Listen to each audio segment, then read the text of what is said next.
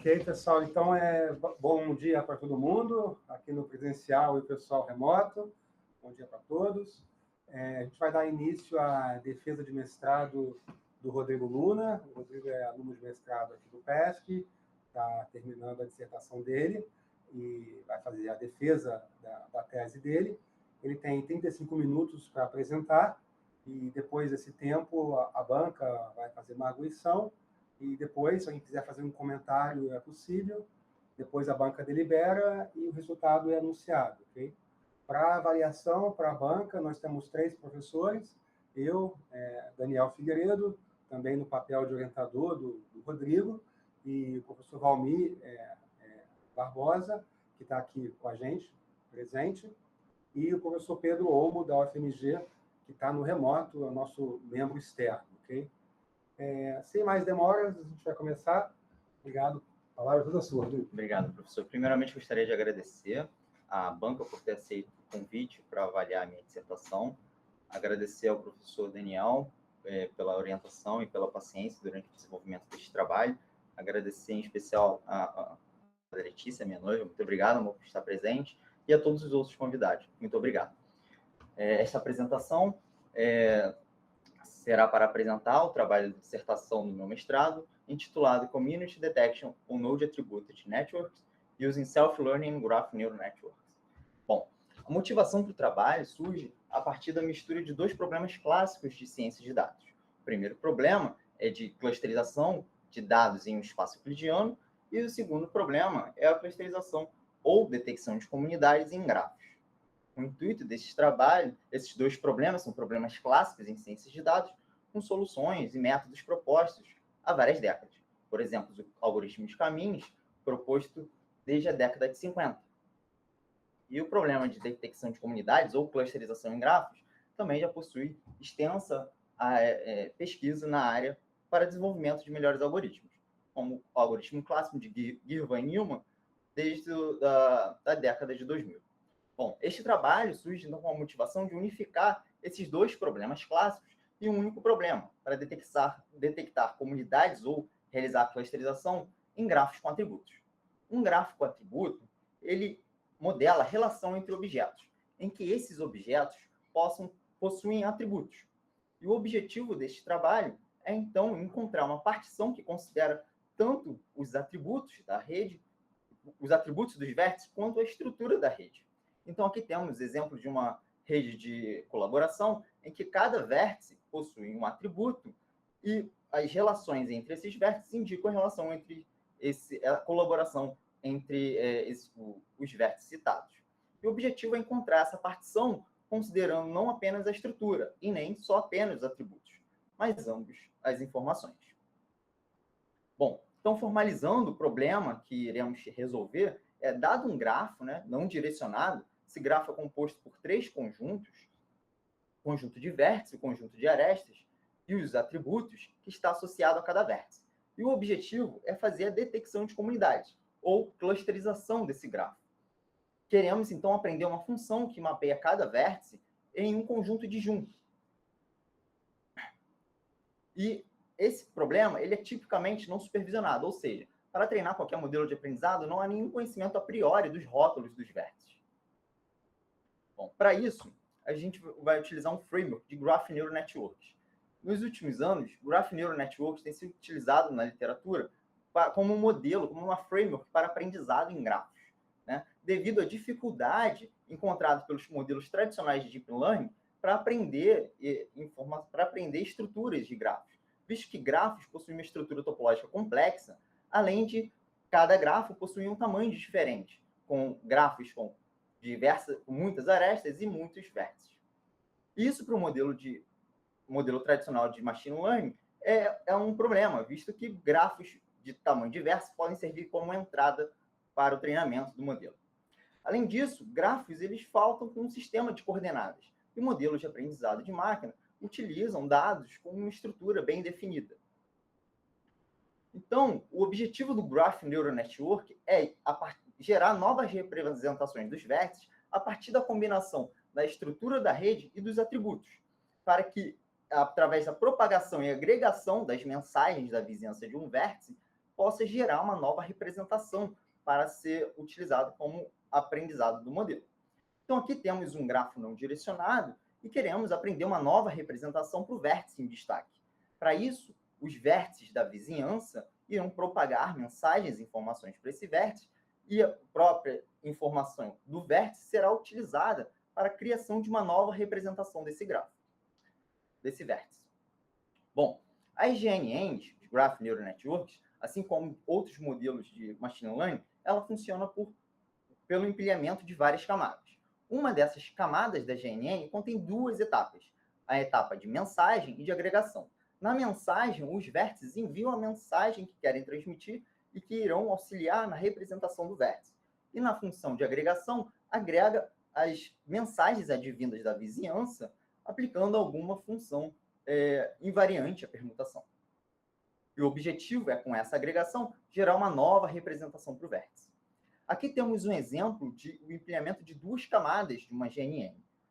Então, inicialmente, as mensagens a serem enviadas para o modelo serão os próprios atributos dos vértices. Então, tomemos como exemplo o vértice D. Queremos construir uma GNN que crie uma representação para o vértice D. A segunda camada ela vai ser composta ali dos vizinhos dos vértices D. E a primeira camada dos vizinhos, sendo que nesta primeira camada as mensagens a serem propagadas serão os próprios atributos dos vértices.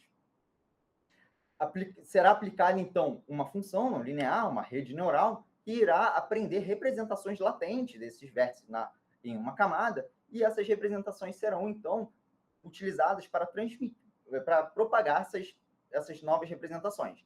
Até que na última camada, a representação encontrada pela rede neural seja utilizada como uma nova representação do vértice. Bom, GNNs têm sido utilizados há alguns anos para modelos preditivos em dados que são na forma de gráficos, principalmente pelas vantagens de incorporar tanto a informação estrutural quanto a informação dos atributos. Além disso, elas possuem a propriedade de ser transdutiva, ou seja, o modelo ele generaliza para vértices que não foram vistos durante a fase de treinamento, além também de integrar tanto a informação local quanto global do grafo. Esse modelo, esse framework, tem sido também utilizado para o problema de detecção em comunidade. Entretanto, há algumas dificuldades em utilizar as GNNs para o problema de detecção em comunidade e clusterização em grafos. Primeiro, que é um problema não supervisionado, ou seja, os dados não se tem conhecimento a priori dos rótulos dos dados. Então, se torna difícil treinar um modelo a partir desse conjunto de dados, visto que as GNNs geralmente são utilizadas, no treinamento das GNNs, são utilizadas um método supervisionado, onde há conhecimento total ou semi-supervisionado, conhecimento parcial dos rótulos dos vértices. Para mitigar esses problemas, então, surgiu um novo paradigma de aprendizado, que é o paradigma de self-learning, em que, a partir dos dados, os dados são utilizados para otimizar o modelo, como função de aprendizado do modelo. Bom, GNNs têm sido aplicadas em vários contextos em gráficos, predição de vértices, predição de arestas, e detecção de comunidades não é um problema que ficou para trás também. Então, muitos trabalhos recentes têm aplicado GNNs para detectar comunidades. Mas esses trabalhos, eles propõem alterações na função objetivo com a ideia, a intenção de capturar as relações de clusterização. Então, por exemplo, com o DGI, ele usa a combinação linear de 3 funções objetivos para captar, para fazer representações dos vértices mais similares ao problema de clusterização. Utiliza a função de objetivo de constructive learning, modularidade e de clusterização. O trabalho proposto por essa tese tem de ser um pouco diferente dos trabalhos propostos na literatura, visto que não temos a intenção de propor uma função objetivo que seja capaz de capturar relações de comunidade. Então, nessa tese, propusemos o framework titulado Dynamic Context Self-Learning, DCSL-GNN, em que propusemos 2 novas inovações. Primeiro, que a criação do grafo, o grafo original, ele pode não refletir corretamente o conceito de comunidade. Dessa forma, fizemos uma alteração no grafo para que não precisássemos criar uma função objetiva específica para aprender, ensinar o modelo a aprender representações de comunidade. Além disso, como é um problema não supervisionado, adicionamos o mecanismo de self-learning no nosso framework, em que o treinamento da GNN será realizado através de uma rodada, em que uma rodada irá utilizar informações obtidas pelas rodadas anteriores.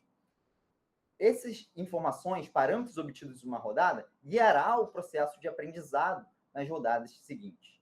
Então, a nossa GNN será treinada através de múltiplas rodadas.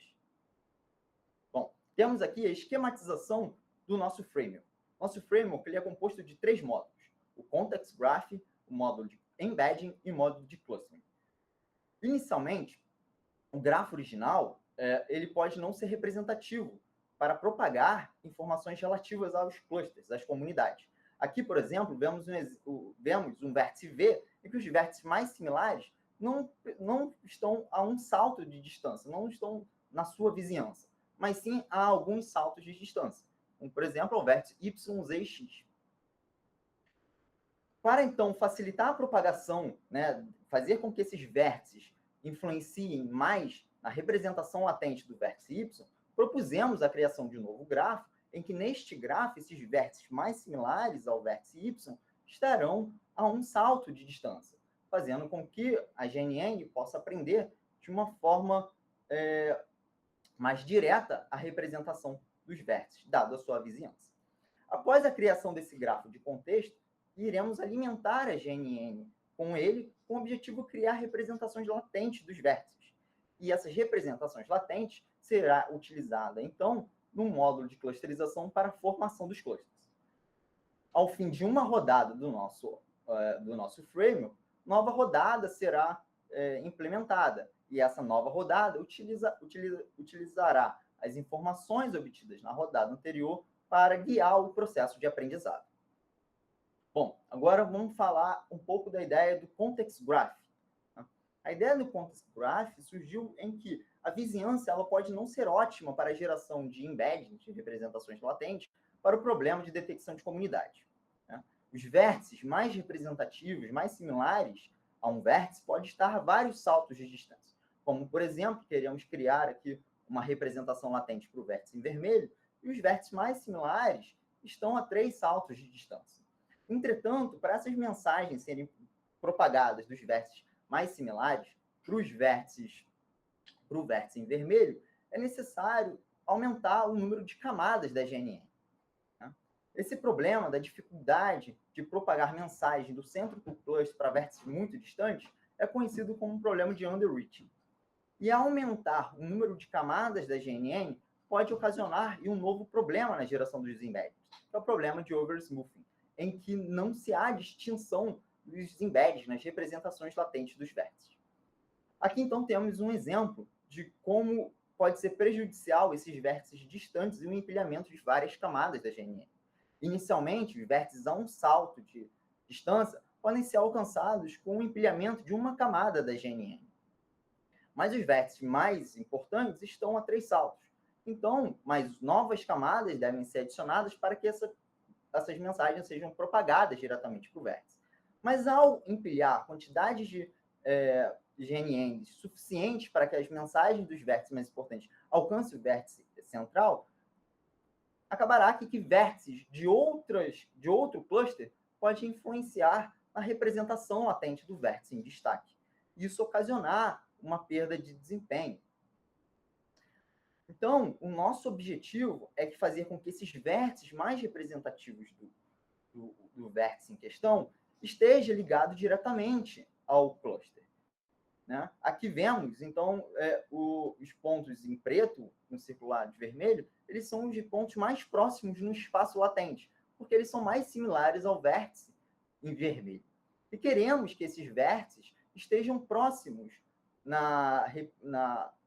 nesse novo grafo que estamos propusendo, para que a representação latente desse vértice possa considerar os atributos advindos desses vértices mais importantes, de uma forma sem que haja difusão das mensagens.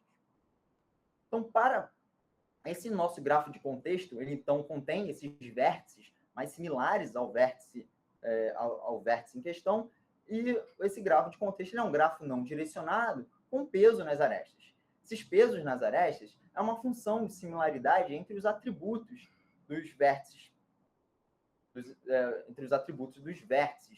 no grafo de contexto. A ideia é que a gente possa aumentar ou diminuir o nível de confiança dos atributos desse vértice, de acordo com a similaridade entre esses atributos. Para isso, aplicamos o algoritmo de Silhouette Clustering nos atributos formados pelo cluster para criar esses pesos no grafo de contexto. Desta forma, conseguimos criar um grafo em que a vizinhança seja favorável para propagações de sinais da comunidade e que as representações latentes estejam mais consistentes com vértices mais similares em relação ao próprio cluster. Bom, agora precisamos criar esse grafo de contexto. Para criar esse grafo de contexto, utilizamos uma tática utilizada bastante na literatura para encontrar uma sequência de vértices mais importantes ou um contexto para o vértice. Então, aplicamos vários passeios aleatórios curtos na vizinhança e no centro do cluster, para que vértices mais visitados possam ser considerados no contexto do nosso novo grafo de contexto. Bom, mas para esse passeio aleatório, acessar o centro do cluster, é necessário criar uma aresta virtual para esse centro do cluster, para que a cada passo, a cada instante em que um passeio aleatório esteja sendo executado, ele possa decidir se ele toma uma aresta do grafo original ou se ele toma uma aresta virtual que levará ele para o centro do cluster, para assim conseguir capturar informações referentes ao centro do cluster. Como também queremos que os vértices mais próximos na representação latente apareçam no contexto do vértice, esse passeio aleatório tem de ser enviesado pela distância euclidiana dos embeddings. Desta forma, vértices mais próximos no espaço latente terão maior probabilidade de serem visitados durante o passeio aleatório. Vale ressaltar que a cada instante do passeio aleatório, ele tem que decidir se ele vai pegar uma aresta original do grafo ou uma aresta virtual. Isso é feito por um processo de Bernoulli. Bom, ao fim dos passeios aleatórios, os vértices mais visitados, então, formarão o contexto de um vértice, pois eles foram os vértices mais importantes, ou eles teriam ali uma maior probabilidade de pertencerem ao contexto de um vértice. Como enviesamos essa probabilidade com a distância euclidiana dos vértices, vértices mais próximos tenderão a formar o contexto do vértice. Bom, esse grafo de contexto é formado e ele alimenta a próxima fase, o próximo módulo, que é o módulo de embeddings, que tem como objetivo gerar representações latentes desse grafo de contexto. Para isso, usamos a arquitetura usual, que é a arquitetura que tem proposta pela literatura, em que, inicialmente, as mensagens a serem propagadas serão os atributos dos vértices, e a cada camada será agregadas informações e aplicada uma função não linear, uma rede neural, em que irá transformar essas informações em um novo vetor, uma nova representação vetorial, em que será transmitida, propagada para a próxima camada. As representações dos vértices, então, estarão na última camada do modelo.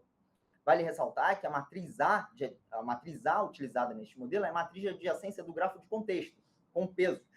A matriz L, em tela, é a matriz que está sendo aprendida na rede neural. H de L são os embeddings dos vértices na camada L, que serão propagados, e a matriz Z será os embeddings finais dos vértices. Bom, para avaliar, para treinar a GNN, precisamos de uma função de avaliação que possa dar o feedback para o modelo e ajustar os parâmetros treináveis, como a matriz W. Para isso, empregamos a função objetivo de triplet loss. Esta função objetivo tem como intuito diminuir a distância entre pontos similares, no nosso caso, vértices, e aumentar a distância de pontos dissimilares, no nosso caso, vértices, no espaço euclidiano. Bom, para isso, precisamos definir quais são os vértices a serem considerados. Todo vértice em avaliação, ele precisa de um conjunto de amostras positivo e um conjunto de amostras negativo. Como, nesse caso, queremos que vértices que pertencem ao mesmo cluster tenham uma proximidade maior no espaço euclidiano, consideramos todos os vértices que pertencem ao mesmo cluster como amostras positivas e todos que pertencem aos outros clusters como amostras negativas. Como nesse modelo estamos empregando o conceito de self-learning, iremos utilizar o cluster formado pela etapa anterior para guiar o procedimento de aprendizado nesta rodada. Vale ressaltar que esse parâmetro delta é uma margem de distância mínima em que queremos que o modelo aprenda em separar as amostras com amostras positivas das amostras negativas.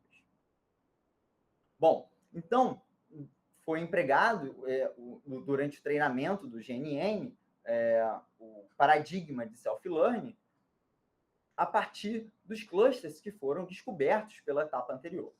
Então, em uma rodada no nosso framework, a GNN ela vai ser treinada por um número fixo de épocas com o mesmo grafo de contexto.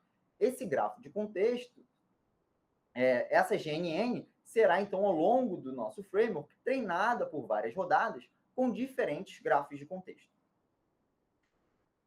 A saída da GNN será, então, as representações latentes dos nossos vértices do grafo de contexto e irá alimentar um módulo de clusterização. Esse módulo tem como objetivo formar novos clusters a partir da aplicação de um algoritmo de clusterização, como o Camins, que foi aplicado por este trabalho. O objetivo do Camins é particionar o espaço vetorial em K conjuntos disjuntos, em que esses clusters formados auxiliarão guiará o processo de aprendizado nas próximas rodadas. Bom, aqui temos a esquematização mais completa do nosso framework, em que a cada etapa, a cada módulo do nosso framework, ele utiliza as informações de uma rodada anterior. Então, inicialmente, cada rodada, o grafo original vai ser utilizado para a construção do grafo de contexto a partir de um passeio aleatório enviesado pelas representações latentes da rodada anterior. Esse grafo de contexto será utilizado para treinar um modelo de GNN com o intuito de criar novas representações para esses vértices. E no módulo de embeddings, será utilizado os clusters formados pela rodada anterior para guiar o procedimento de aprendizado e, então, formar um novo vetor representativo para os vértices, que será utilizado para a descoberta de novos clusters na etapa de clusterização, no módulo de clustering. Bom, propusemos esse modelo e avaliamos esse modelo em conjunto de grafos sintéticos. A ideia, como o nosso problema é um grafo não direcionado com atributos, precisávamos criar amostras em que tivéssemos o conceito de comunidades e clusters embutidos tanto na rede quanto nos atributos. Para isso, empregamos um modelo de Stochastic Block Model para gerar como modelo de geração dos grafos aleatórios com as propriedades de comunidade.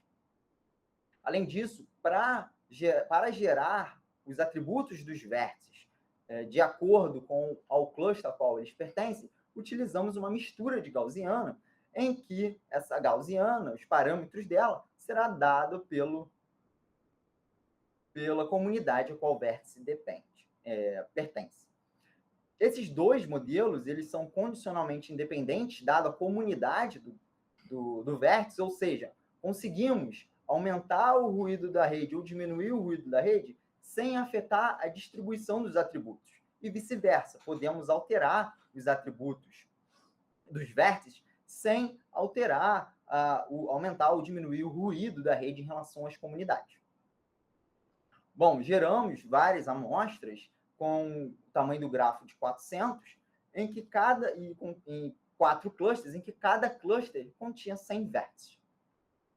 Para a geração dos atributos, consideramos 4 gaussianas com médias centradas em 10, 20, 30 e 40 e fixadas, e para aumentar ou diminuir o ruído, modificamos a variância dessas distribuições. Para alterar o ruído, adicionar ou remover o ruído no modelo de geração de grafos, fixamos a probabilidade de extra-cluster, ou seja, de clusters entre si se conectarem e variamos a probabilidade de vértices que pertencem ao mesmo cluster se conectarem. Em seguida, temos os parâmetros que foram utilizados do nosso framework para avaliação. Bom, inicialmente, queremos averiguar o comportamento do mecanismo de self-learning empregado pelo nosso framework. Para isso, fixamos amostras de grafos com alto e baixo ruído, tanto na rede quanto nos atributos, e verificamos o nosso modelo ao longo das rodadas.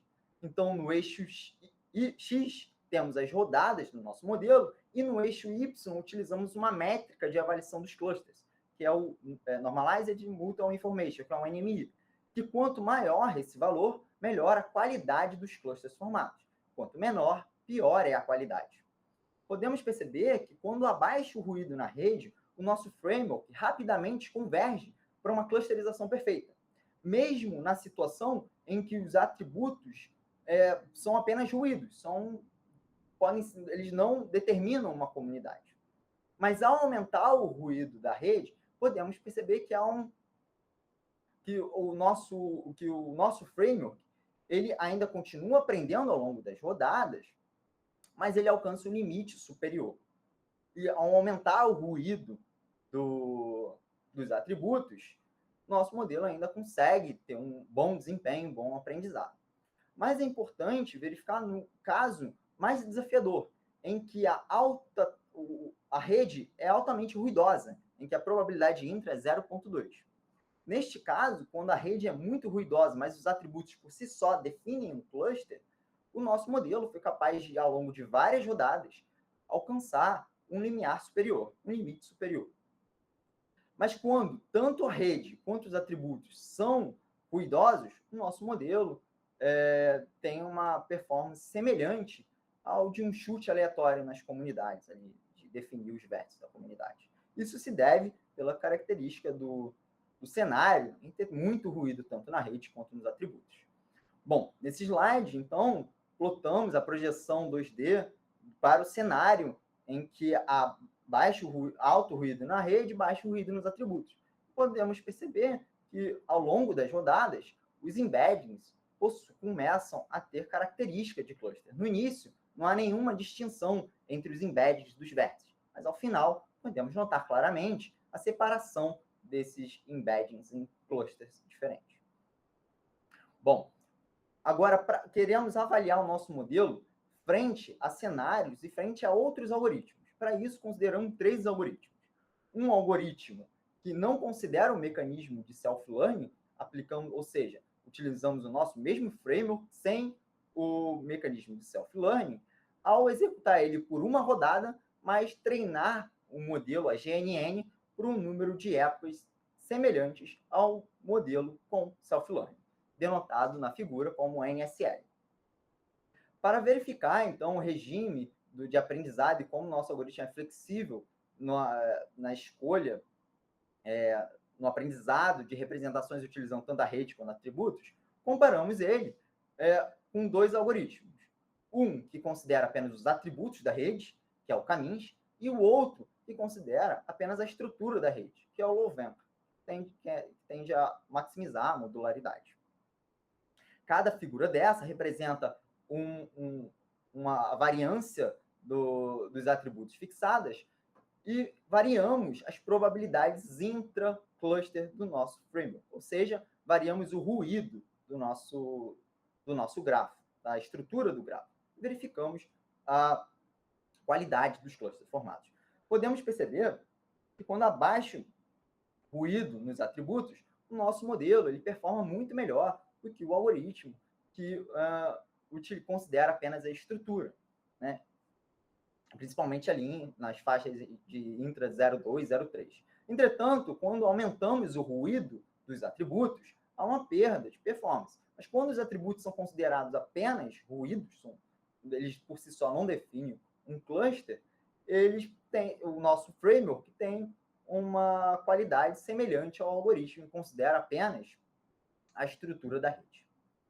Bom, nesta figura aqui, observamos o contrário, queremos fixar o sinal vindo da rede e alterar o ruído vindo dos atributos, ou seja, variar a variância das distribuições normais.